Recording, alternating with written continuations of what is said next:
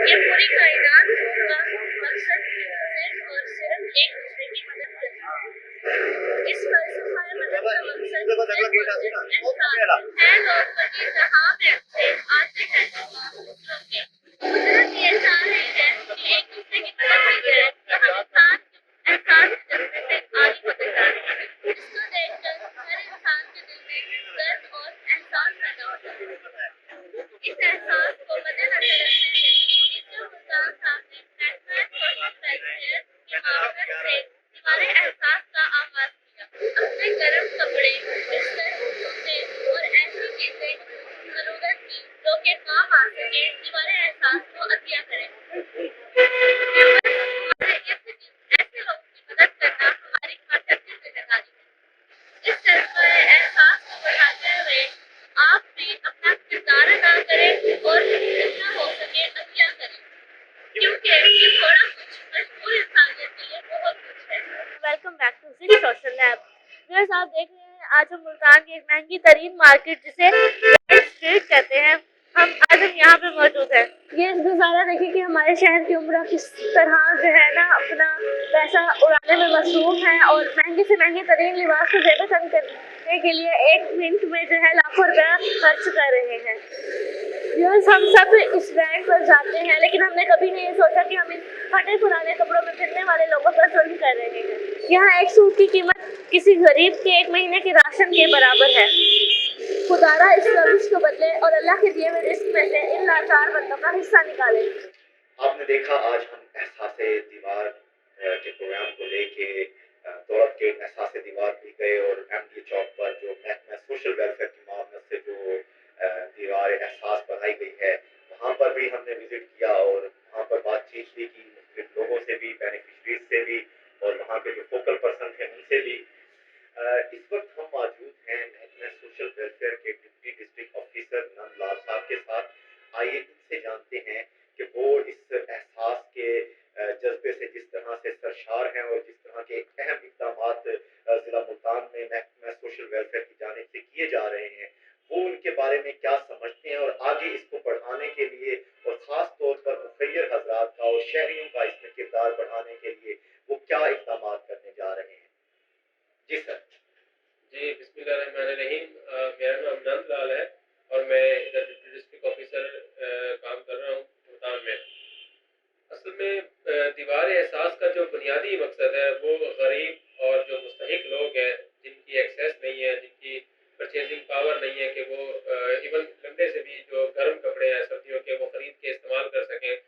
तो ऐसे लोगों के लिए डीसी साहब आमिर गरीम खान साहब के जो हिदायत पर हमने बनाई है महकमा सोशल वेलफेयर ने इस्टेब्लिश की है सनतजार के बाहर ना कलमा चौक के साथ। तो उसमें हमने इब्तदाई तौर पर जो इसमें माली मुआवनत हमारी की वो मुजफ्फराबाद सोशल वेलफेयर सोसाइटी और रोशनी वेलफेयर ऑर्गेनाइजेशन और सोशल वेलफेयर की जो फिलंथ्रॉपी है जो मुखय्यर हजरात हैं उन्होंने माली ताउन के इनिशियली इसको इब्तदाई तौर पर इस्टेब्लिश किया ना बनाने के लिए। लेकिन इसकी जो सस्टेनेबिलिटी है वो बेसिकली ऐसे है कि जिन लोगों के पास जो वेल ऑफ फैमिलीज हैं या जिन लोगों को अल्लाह पाक ने नवाजा हुआ है उनके पास कोई वाफिर मिकदार में अगर कपड़े हैं तो वो लेकर आएंगे, वो हमें देंगे, हम उसको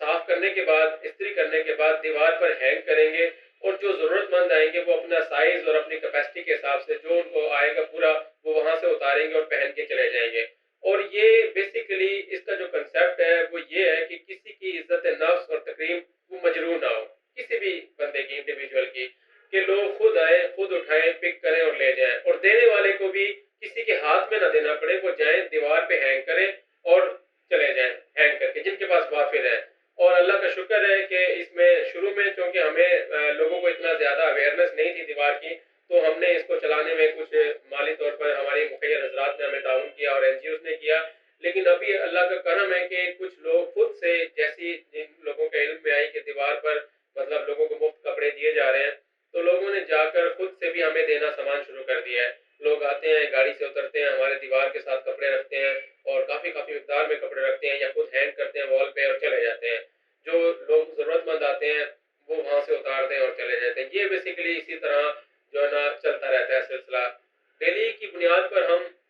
कोई 300 से 350 मिनिमम कपड़े वहाँ पर हम हैंग करते हैं, पूरा दिन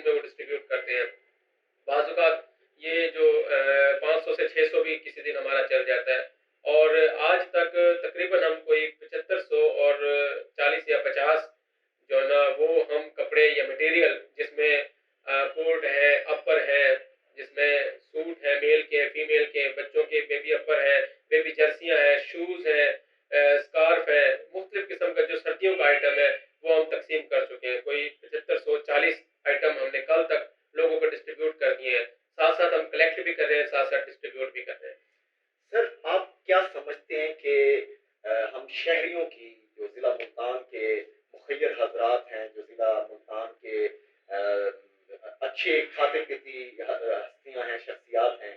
ان کی انوالومنٹ ہم کس طرح سے بڑھا سکتے ہیں، اور اس میں جو